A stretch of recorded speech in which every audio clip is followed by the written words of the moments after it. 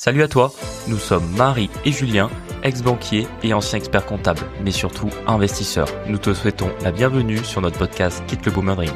Ici on parle d'argent sans être chiant et on te donne les clés pour prendre tes finances en main, gérer ton patrimoine et investir. Le meilleur moment pour quitter la rat race commence dès maintenant et on espère te motiver chaque semaine à avancer dans cette quête. Chaque lundi, tu retrouveras notre épisode sur nos aventures hebdomadaires et sur les actualités du monde de l'investissement.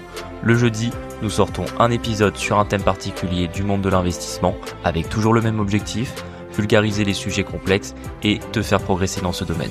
Nous recevrons un invité par mois pour un parcours inspirant et une expertise différente sur de nouveaux sujets. Si tu apprécies notre podcast, je t'invite à t'abonner sur la plateforme d'écoute et à nous laisser une note de 5 étoiles, à partager cet épisode et ce podcast à 2 personnes de ton entourage pour nous aider à le faire grandir. On a hâte de te retrouver chaque semaine. Bonjour à tous, bienvenue dans ce nouvel épisode. Salut tout le monde. On est content de vous retrouver cette semaine avec quelques changements. Avec Julien, on a décidé de tester un format un petit peu différent de ce qu'on fait d'habitude avec un épisode par semaine. Pour ceux qui nous suivent depuis longtemps, vous savez que nos épisodes sont structurés avec d'abord les news de la semaine qui incluent les booms, anecdotes et l'actualité. Et généralement, la deuxième partie de l'épisode, c'est un sujet qu'on prépare. Un sujet, une technique, un sujet d'une manière générale. Et là, on a décidé de vous le scinder en deux. Donc, le lundi, il y aura les news de la semaine avec nos booms anecdotes. Et le jeudi, on vous publiera du coup le sujet de la semaine, le vrai sujet de l'épisode. On fait ça parce qu'en fait, plusieurs personnes nous ont dit que c'était peut-être un peu long. Et nous, on n'a pas tout à fait envie de se brider. Nous, on aime beaucoup parler, peut-être c'est pour ça qu'on fait un podcast, tu sais. Et puis en plus, plus on parle, plus on fait d'épisodes, plus forcément on prend d'habitude et on décide de creuser ou pas un sujet. Donc c'est compliqué pour nous de faire plus court sans en fait vous retirer une partie de la substance. En fait, on est surtout de retirer un peu l'âme du podcast si on essaie de faire des formats plus courts.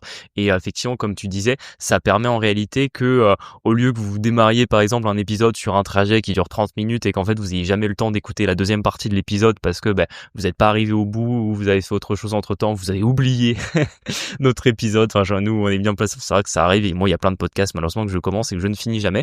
Bon, on s'est dit que vous les auriez en 2 parties dans la semaine, comme ça vous êtes sûr de pouvoir écouter la première partie, de potentiellement écouter la deuxième ou parfois en fonction de vos préférences écouter l'une ou l'autre. Donc voilà, on teste ça, on va faire ça sur 3-4 semaines histoire de voir un peu comment vous réagissiez. N'hésitez pas à nous faire vos retours là-dessus et on verra si on le garde à thème ou pas. Ça fait partie un peu des changements qu'on fait parce que c'est vrai que on essaie de développer ce podcast. On en avait parlé, c'était dans nos objectifs de l'année 2025 qu'on s'était fixé en début d'année et là petit à petit on se structure, on essaie de trouver de nouvelles idées. Il y a des nouveaux formats qui vont venir, on les a teasés il y a un moment, faut que ça vienne. On va avoir des invités qui vont arriver dans les prochains épisodes aussi et on en profite pour repasser une candidature si jamais vous avez un peu d'expérience dans l'investissement, voilà, vous avez un peu d'aventure, des choses à raconter, une expertise peut-être dans un domaine que nous on n'a pas eu l'habitude d'aborder. N'hésitez pas à nous envoyer votre candidature directement par mail ou sur Instagram en fonction de ce que vous préférez pour nous contacter et on pourra voir si on peut faire un épisode ensemble, ça peut être sympa. Exactement. Je précise aussi, dans les propositions de candidature, s'il y a des femmes qui nous écoutent, on est très à même de faire un sujet avec des femmes. C'est vrai que tous les invités qu'on a eu jusqu'à présent, c'était des garçons. Et on a un peu de mal à avoir des invités femmes qui acceptent de passer. Donc n'hésitez pas à agiter la main, on serait ravis d'étudier ça avec vous. Tout à fait, ça fait partie une des premières recommandations qu'on nous avait fait quand on a lancé le podcast à l'époque, c'était essayer de mettre une touche plus féminine dans le podcast, essayer de faire venir une femme, de voir un peu un parcours d'une femme qui fait une entreprise ou qui investit dans l'immobilier, etc. Et en fait, on n'arrive jamais à en avoir. Les rares fois où des fois on a eu comme ça des échanges, on se dit tiens, ça serait bien de faire un épisode, mais au final ça n'a jamais donné suite. Donc effectivement, on est très à la recherche, sachant qu'il y a aussi une autre idée qu'on a eue. On va essayer nous aussi de passer dans d'autres podcasts pour continuer un peu à faire croître celui-ci et nous faire connaître. Si jamais il y a des créateurs que vous aimez bien, que vous pensez avec qui on peut matcher, que peut-être on ne connaît pas, parce que ça arrive en vrai, des fois tous les jours on découvre de nouveaux créateurs qui font des vidéos, des podcasts ou de la création en tout cas dans notre thème.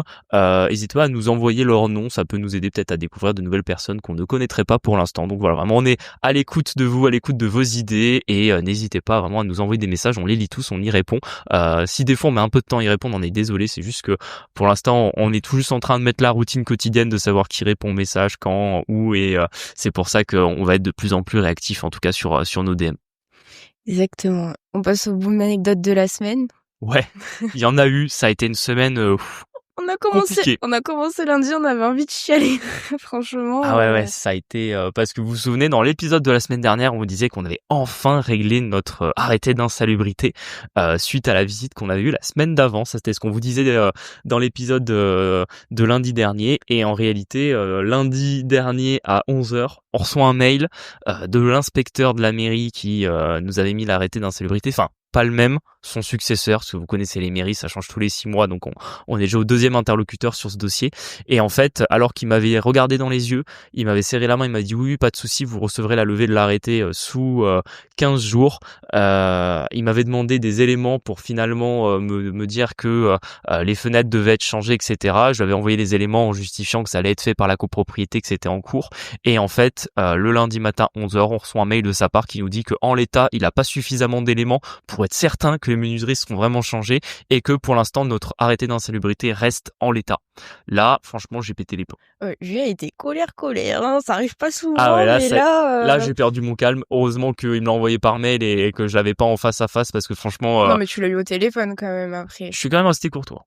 Alors j'ai oui, sur pour le... J'étais un peu agacé, mais je suis quand même resté poli, tu vois, c'est... Exactement, et en fait, encore une fois, il a pas eu d'argument quand tu l'as un peu confronté.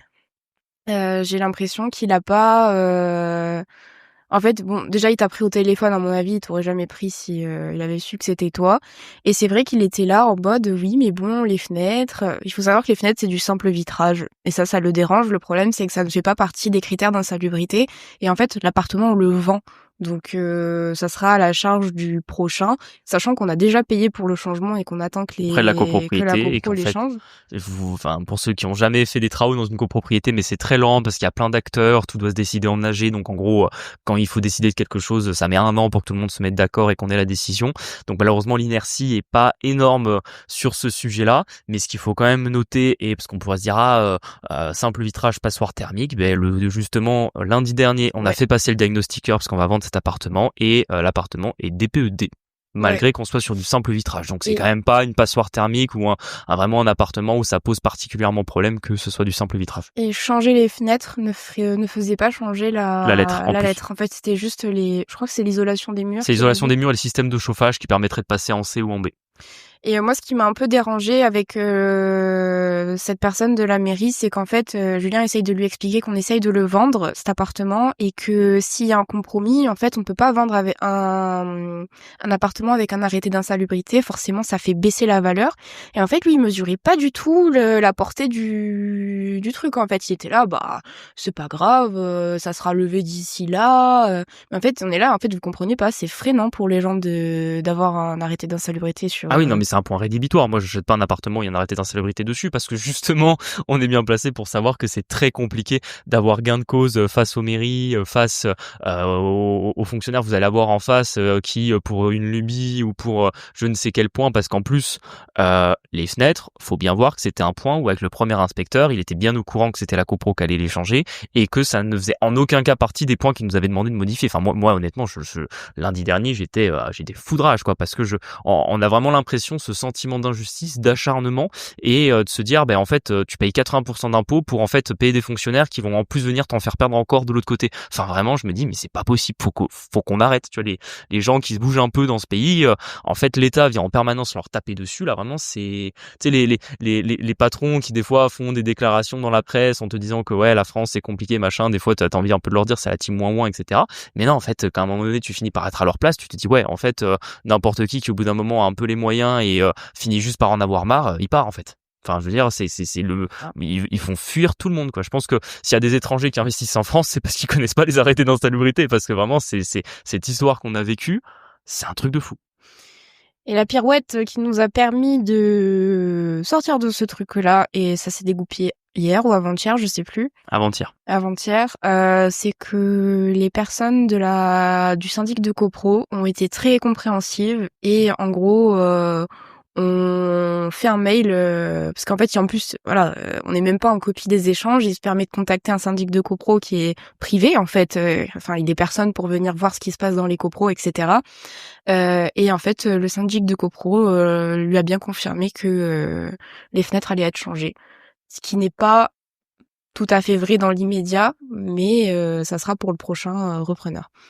En fait, voilà, c'est que le syndic, heureusement, il a bien joué le jeu et je pense que c'est la première fois qu'on a un syndic qui nous rend on vraiment paiera les charges à l'heure. exactement, qu'on a vraiment un syndic qui nous rend ce service-là. Franchement, dédicace à eux si jamais un jour ils écoutent ce podcast, parce que en gros, moi je m'attendais à rien. J'étais tout de suite en train de faire des devis pour les changements de menuiserie parce qu'en fait, je suis en train de péter les plombs, en me disant soit je vais faire une dinguerie, soit en fait bon voilà, on met 5000 balles pour changer les fenêtres, on n'en parle plus.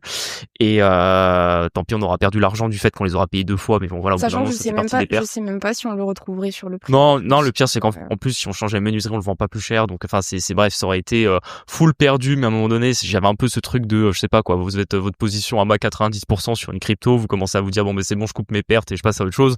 Je commence à être comme ça sur cet appartement et visiblement le syndic de copro nous a un peu sauvé la mise dessus, donc vraiment ça arrive pas souvent, mais voilà, des fois vous avez des petits signes du destin, des gens dont vous n'entendiez rien qui vous aident, et là pour le coup, voilà, on leur dit merci. Ouais, merci.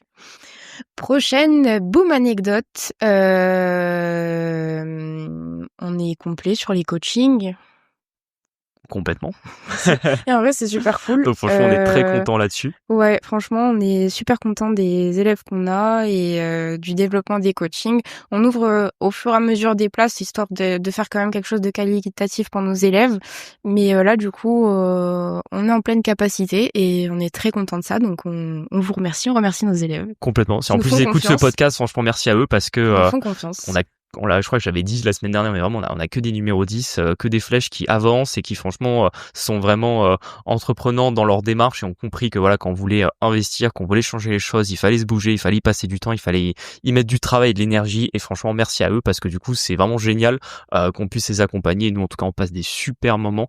Vraiment on a, certes ça reste du travail, mais souvent on leur dit on n'a pas l'impression de travailler, enfin c'est génial d'accompagner des gens qui veulent vraiment changer et en tout cas prendre des bonnes décisions pour améliorer leur vie. Il y avait un sujet que t'as complètement oublié qui était dans la liste, mais je pense que t'as pas dû Marie est passée à travers. C'était la saisie sur les comptes oui, je comptais y venir. Ah ok, t'as rechangé l'ordre. Ok, on fait un ordre, on les met, tu vois, c'est tac tac tac pour qu'il y ait une certaine progression dans nos anecdotes, et toi tu dis bah vas-y, c'est bon, je l'ai fait un peu à ma sauce. Je dois t'avouer que j'ai les trucs sous les yeux, et en fait je suis tombée d'abord sur complet sur les coachings avant de voir le truc au-dessus des yeux, et j'ai fait bon, je suis partie, j'y vais. En fait, elle a fait chinois LV3, du coup elle lit de bas en haut. Bon, passons au compte d'huissier. Effectivement, cette semaine, on a eu un retour de l'avocat. Je pense qu'on a déjà parlé sur ce podcast. Forcément, avec 50 lots, les impayés, ça arrive. C'est pas nos premiers, ça sera sûrement pas nos derniers, je pense. C'est parce qu'il nous coûte le plus cher en ce moment. Pas du tout même. Celui-là, on le laisse pas passer pour le coup parce que c'est quelqu'un de solvable en fait. C'est quelqu'un de solvable, exactement. Voilà, la manière dont ça a été fait, on n'apprécie pas, sachant que on est toujours des propriétaires qui trouvons des solutions. Je veux dire, on accepte les échéanciers sur 6 mois et plus. Enfin, en fait, on peut comprendre que économiquement c'est difficile parce que là, il s'agit d'un commerce, hein, on le précise. Et là, on laisse pas passer parce que on a été très compréhensif et en fait, elle a essayé de nous la mettre. Exactement. Ça a vraiment été un souci, c'est-à-dire que en fait, on avait sur un local commercial. Alors ça commence à remonter, hein, c'est une histoire qui date de septembre de l'an dernier. Ouais. Et en fait, on a accepté de faire une session à l'amiable du bail. Nous, ça nous a permis de relouer derrière ce bien-là, mais en fait, elle nous devait 4 mois de loyer. Ouais. Donc ça représentait un peu plus de 1500 2000 euros quasiment. Et en fait, elle s'était engagée à nous les payer, etc. Et à partir du moment où elle nous a rendu les clés, elle a bloqué les numéros, elle a fait la morte, elle a plus jamais répondu à aucun email. Alors ce qu'on a fait, c'est qu'on a suivi la procédure, on a fait une mise en demeure par huissier, on a été voir le juge pour faire une ordonnance de référé, pour prendre une saisie attribution sur les comptes pour en fait protéger la somme qu'elle nous doit. Le juge a effectivement tenu compte des différents éléments qu'on lui a envoyés et a accepté de nous donner l'accord pour justement faire une saisie sur ses comptes. Et du coup là, on est sur les saisies d'huissier pour justement pouvoir saisir les sommes qu'elle nous doit sur ses comptes bancaires. Et en fait, c'est là que vous voyez quand même qu'on est dans un pays assez particulier. On a toujours l'impression que c'est le propriétaire qui se fait avoir parce que en gros, là, ce qu'elle nous doit, en comptant les frais d'avocat, etc. et le fait que quand on fait le total des sommes, somme, on peut monter jusqu'à 3 000 euros. En Elle fait, nous c'est doit un la peu taxe technique. foncière aussi, Elle nous je doit la crois. taxe foncière. Donc voilà, on peut monter jusqu'à 3 000 euros sur ce qu'elle nous doit. Donc c'est ce qu'on avait demandé au juge comme somme d'argent. Et en fait, là, entre les frais d'huissier, pour les saisies, les différentes procédures, on est déjà à peu près à 300 euros. L'avocat, ses honoraires, ça va être environ 1 200 euros. Et en fait, ce que je ne savais pas tout à fait et qui coûte extrêmement cher, c'est que quand vous faites une saisie sur un compte, l'huissier vous prend entre 200 et 400 euros par saisie sur un compte bancaire pour réaliser l'opération. Donc c'est vraiment comme ça que les huissiers se font beaucoup d'argent. Mais c'est là où moi ça me dépasse un petit peu parce que du coup sur cette personne-là, c'est la première fois qu'on a Ouais, recours ça aux nous permet qu'on huissiers. teste On teste la démarche voilà, jusqu'au c'est bout. ça. On vous dira si ça vaut le coup ou pas finalement. Parce que du coup, ce qui a été remonté par l'huissier, c'est qu'elle avait 5 comptes bancaires, dont certains ouverts récemment. Et mais du coup, je comprends pas qu'il ait l'info qu'il y a 5 comptes bancaires et Qu'ils puissent pas nous donner les montants dessus. oui, en fait, voilà, parce que du coup, je comprends pas, c'est les banques en fait qui redonnent C'est aux ça, huissiers. parce qu'en fait, il a fait ce qu'on appelle une levée FICOBA. Donc, c'est-à-dire qu'il a fait, en fait, une demande à tous les établissements bancaires français, où il y a des comptes de particuliers ou d'entreprises qui sont enregistrés pour savoir si cette personne-là avait des comptes ouverts dans tel ou tel établissement. Et, en fait, il s'avère qu'elle en a 5. Le problème, c'est qu'on ne sait pas ni quel type de compte c'est-à-dire qu'il y a certains comptes, ça peut par exemple juste être un livret A, un compte titre, ou carrément ça peut être un compte courant où il peut y avoir des sommes d'argent dessus. Et en plus, on n'a pas le montant. Et le problème, c'est que en gros, vous, quand vous devez décider de faire la saisie, soit la personne elle a qu'un compte bancaire, auquel cas c'est facile, et les 200 à 400 euros de frais, vous les paierez qu'une fois, soit la personne a plusieurs comptes, et vous allez devoir présenter votre demande de saisie-attribution sur ces comptes, potentiellement plusieurs fois si le premier compte que vous faites, il n'y a pas suffisamment d'argent dessus. Et le problème, c'est que chaque fois que vous allez le faire, ça va vous coûter entre 200 et 400 euros de frais d'huissier. Donc le problème, c'est que quand elle a 5 comptes, c'est super cher. Et là, j'ai regardé, ça fait 1 500 euros en tout. Exactement. Et autant, moi, je me dis, bon, en fait, je comprends que l'huissier, il prenne des honoraires pour ce type de mission. Ce que je ne comprends pas, c'est qu'en fait, il est capable de savoir la personne, elle a des comptes bancaires, mais qu'elle n'est pas capable de savoir la somme dessus. Parce qu'en réalité, pour le créancier, c'est facile. Il sait s'il y a provision ou pas sur le compte, il prélève ou il prélève pas.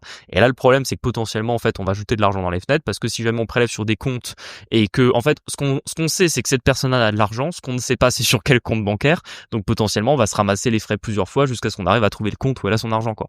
Et là, ce que je me dis, c'est pas possible. Ils font des systèmes pour justement permettre au créancier de récupérer ce qu'il doit. Et au final, quand on est sur des sommes, des créances comme la nôtre, qui est d'environ 3 000 euros, en fait, entre les frais d'avocat et les frais d'huissier, à la fin des fins, tu te dis, bon, encore un cas où il y a une impunité parce qu'à la fin, quand on aura tout récupéré, on sera peut-être même pas rentré dans nos frais.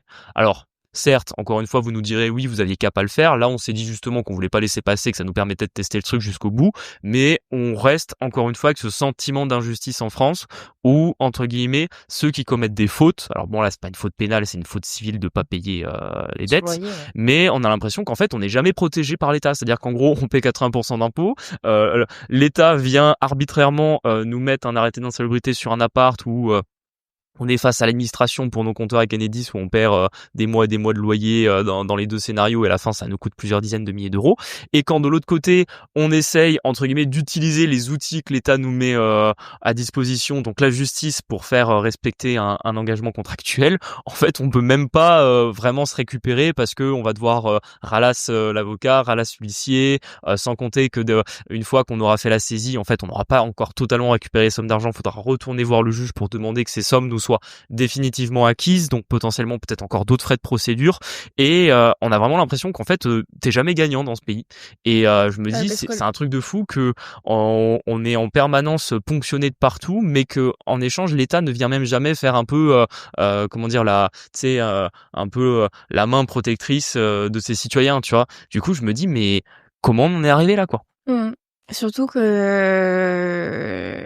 ouais, du coup, et en fait, on rentrera même pas trop dans nos frais au final sur cette histoire. Je pense qu'on récupérera ce qu'on nous doit. En gros, là, le seul point, c'est est-ce qu'on arrive à bloquer les 3 000 ou pas sur un des comptes bancaires, et auquel cas, je pense qu'on récupérera à peu près 70 à 80% de ce qu'elle nous devait, donc on est gagnant.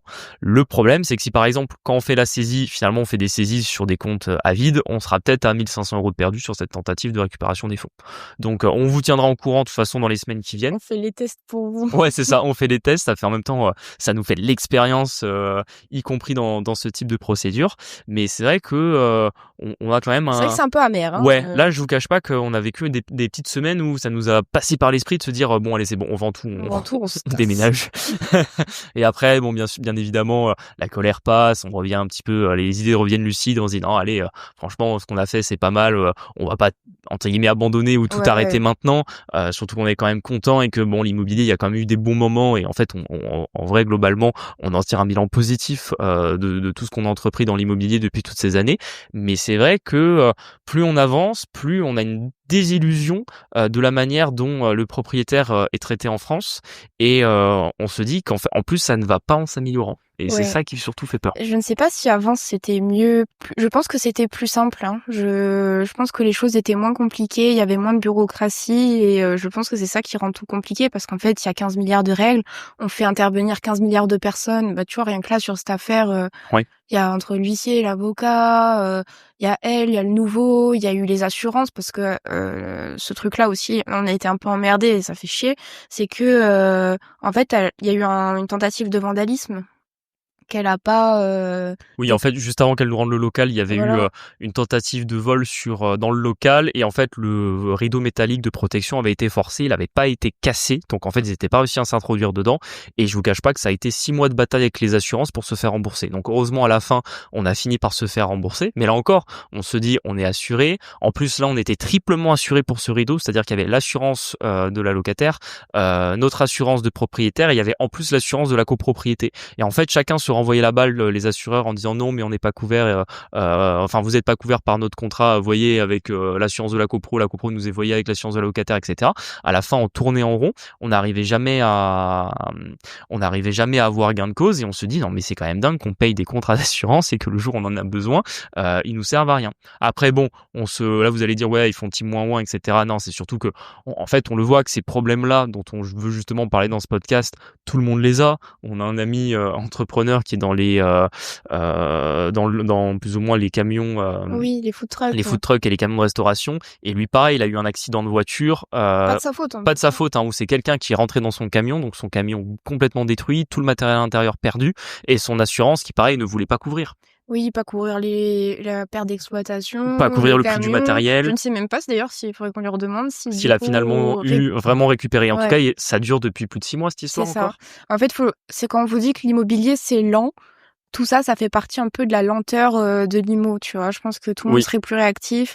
On y passerait moins de temps parce que quand elle est partie et que le rideau était baissé en bas, pour faire visiter, c'était bien chiant. Donc en fait, c'est nous qui avons avancé les frais pour que la personne vienne ouvrir le rideau, le réparer. Parce que là aussi, changer ce qu'il fallait. S'il s'est fait vandaliser, on aimerait qu'ils aient pas accès non plus, enfin que ça leur redonne pas des idées de venir. De revenir terminer le travail. Voilà, donc en fait, c'est nous qui avons avancé à chaque fois les frais et c'est un peu le sentiment qu'on a, c'est que à chaque fois, on a l'impression d'avancer les frais pour tout le monde. Les copros, ils nous envoient des provisions pour charge à chaque fois qui sont incroyables. La femme de ménage, je crois, il y a pas longtemps, qui nous a demandé, on a sur des bureaux professionnels, ce qui est normal, ça fait partie de la prestation. On fait passer une femme de ménage pour les parties communes. Et là, Julien lui paye le trimestre à l'avance. Et là, elle nous demande 2 trimestres à l'avance. Là, on peut comprendre qu'économiquement, c'est compliqué. On veut bien rendre service, mais le problème, c'est que aussi, au bout d'un moment, on peut pas rendre passe service notre temps à avancer de l'argent partout. Et en fait, non, notre compte bancaire, il est pas extensible à l'infini. Et puis, je veux dire, on veut bien être sympa et rendre service quand on peut, mais je veux dire, on n'est pas juste un portefeuille sur pattes à qui on peut venir, dans lequel on peut venir se servir. C'est ça.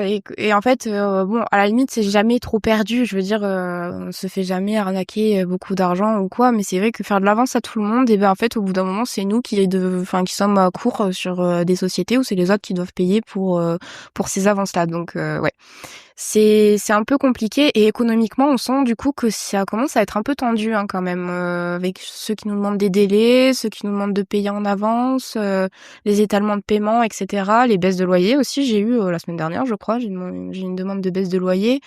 Enfin, sur local commercial en précisant. Oui, sur local commercial. Enfin, au bout d'un moment. On a eu sur une autre copro, on n'en avait pas parlé, mais ils ont demandé à reconstituer les avances parce qu'en fait, il y a trop de copropriétaires qui ne payaient pas les charges à l'heure. Du coup, ils ont demandé à ceux qui payaient de payer plus pour compenser le fait que les autres étaient en retard. Enfin, c'est vrai que là, on sent quand même que ça devient compliqué, que plus personne n'a d'argent et qu'en fait, plus plus personne n'a d'argent, plus on prend l'argent chez ceux qui en ont encore, sauf qu'à un moment donné, ceux qui en ont encore, soit ils en auront plus, soit comme nous on réfléchit à le faire, ils vont dire c'est bon, on se casse et on vous laisse vous démerder, quoi. Exactement. Ça nous permet de faire la transition sur la dernière, avant-dernière boom anecdote. Nous avons eu les consuels sur notre projet de 9 appart qui a 8 mois de retard, là. Ça y est, On l'installation touche le électrique est bout. validée. Normalement, là, on est samedi quand on enregistre ce podcast. Hier, une nouvelle entreprise était venue pour terminer la tranchée pour que Enedis puisse mettre la gaine qui manque et qu'on soit enfin raccordé au réseau d'électricité. On arrive à la fin. Là, normalement, ça y est, je pense qu'on a annoncé chaque mois depuis octobre que le mois d'après, normalement, les appartements seraient loués. Mais là, normalement, c'est bon. Ce qui nous manquait, c'était vraiment le courant, c'était ce qui nous bloquait le plus. Maintenant qu'il y aura l'électricité dans les logements, l'agent immobilier va pouvoir faire les visites et petit à petit, on va mettre en location. Donc, vous voyez, même si des fois on râle beaucoup sur des problèmes, on accuse pas mal de retard sur certains projets, on arrive quand même à la fin des fins à les régler. C'est quand même ça qui est positif et c'est ça qu'on veut vous faire passer comme message, que voilà, on vous donne. Nous, on a toujours eu pas de filtre, hein. Je veux dire, Non, c'est vrai. on veut pas vendre du rêve. On veut vous vendre que il y a des choses qui sont possibles, que vous pouvez investir, que vous pouvez changer votre vie, et ça, nous, on l'a fait, on est passé par là. Mais on veut aussi vous montrer que voilà, il y a du travail en face, c'est pas en claquant des doigts, des problèmes vous en aurez, va falloir accepter de les gérer. Et du coup, on vous les partage à chaque fois dans nos actualités, à chaque début d'épisode de podcast. Mais on veut aussi vous montrer qu'au bout d'un moment, on arrive à régler ces soucis-là, on arrive à passer à autre chose. Et à la fin des fins, c'est un peu comme dans les films Walt Disney, à la fin, tout finit bien. Ouais, Et exactement. là, notamment, cette histoire, bon, on n'est pas encore victoire, va falloir la mise en location, ça va prendre un peu de temps, etc. Mais au moins, Enedis, on devrait plus en entendre parler. Et je pense qu'on n'entendra plus jamais parler Ouais, parce d'Enedis que je pense qu'on refera jamais de trucs avec ah ouais, Enedis. parce que vraiment, à chaque fois, et puis même tous les retours des autres gens qui font comment dire, des projets où Enedis doit intervenir, en fait, tout le monde est dans le même problème que Oui, nous. c'est ça. Donc bon, on se dit qu'on n'est pas les plus à plaindre, mais en même temps, on se dit que c'est pas possible, encore une fois, qu'il y ait une société qui a un monopole sur un secteur qui soit aussi inefficace pour juste mettre le truc basique quand tu rénoves un appartement, c'est-à-dire l'électricité, quoi. Exactement. Dernier sujet, les droits de douane. C'est toi qui l'as rajouté sur C'est la moi liste. qui ai rajouté sur la liste, parce que cette semaine, Trump a encore parlé. C'est encore ce qui a fait Donald. que l'Ethereum, qui était revenu à quasiment $2100, est repassé à 1800 et quelques depuis hier. Il prend des coups, hein. Là, le TH, Ouais. vache. Ah, en ce moment, c'est pas très beau. Il a tout simplement décidé de encore réaugmenter, de mettre des droits de douane sur tous les véhicules qui seront importés aux États-Unis, y compris ceux qui sont importés par des sociétés établies aux États-Unis, donc en gros les grands constructeurs automobiles américains. Forcément, ça fait beaucoup parler parce que aux États-Unis, certes, ils font des voitures, mais bon, après la crise des subprimes, les fermetures d'usines à Détroit, peut-être que pour certains, il y en a qui s'en souviennent un petit peu. Nous, on avait les reportages en France à l'époque de tous ces gens qui finissaient au chômage, alors avec des giga-usines où il y avait plusieurs milliers de salariés, etc. Forcément, ces usines sont parties dans d'autres pays, principalement en Asie. Il veut quoi, que tout le monde roule en Tesla ou... Bah non, parce que Tesla aussi a des droits de douane, et Tesla, la plupart de leurs véhicules, ils sont fabriqués en Chine. Oui, c'était ça, du coup. Donc même Tesla est concerné par l'augmentation des droits de douane. Non, en réalité, il continue à mettre la pression sur le fait qu'il veut que les entreprises s'engagent à relocaliser aux États-Unis. Ça, c'est vraiment son objectif. Et en même temps, il fait un peu un bras de fer avec pas mal de pays étrangers pour essayer d'avoir des accords économiquement intéressants pour les États-Unis. Moi, simplement, je voulais pas forcément vous faire peur sur quoi que ce soit. Au contraire, moi, c'est pour vous apporter un message de positivité sur les marchés, parce qu'en réalité, ceux qui étaient déjà sur les marchés en 2018 s'en souviennent. C'était pareil à l'époque, c'est-à-dire que il a déjà fait une guerre commerciale avec la Chine, les marchés ils avaient perdu 15-20% en quelques semaines. Au bout de 3-4 mois, c'était reparti, tout le monde l'avait oublié. Moi, je suis quasiment sûr que c'est ce qui va se passer, que d'ici 2 mois, tout va se calmer. En réalité, Trump sait très bien que c'est pas une bonne politique de mettre des droits de douane aussi élevés, parce qu'en fait, faire revenir des entreprises aux États-Unis, c'est bon pour la croissance américaine, c'est bon pour la balance commerciale américaine, du fait qu'ils vont plus produire et un peu moins importer. Par contre, le problème, c'est que mettre des droits de douane immédiats sur plein de produits importés, ça fait grimper l'inflation. Parce que forcément, le consommateur américain va devoir payer ses produits plus chers. Et tu vas acheter une voiture, t'es obligé souvent d'acheter une voiture importée parce que t'as pas non plus un choix de modèle fabriqué aux États-Unis qui est suffisant pour toute la demande que t'as sur le marché. Et en plus, pour vraiment l'aspect économique américain, c'est pas très bon parce que ça tend le climat des affaires, ça encourage les entreprises à attendre avant de faire des investissements. Donc ça risque de augmenter l'inflation et de faire baisser la croissance, de mettre des droits de douane aussi importants. Trump, il est pas bête, il est bien conseillé.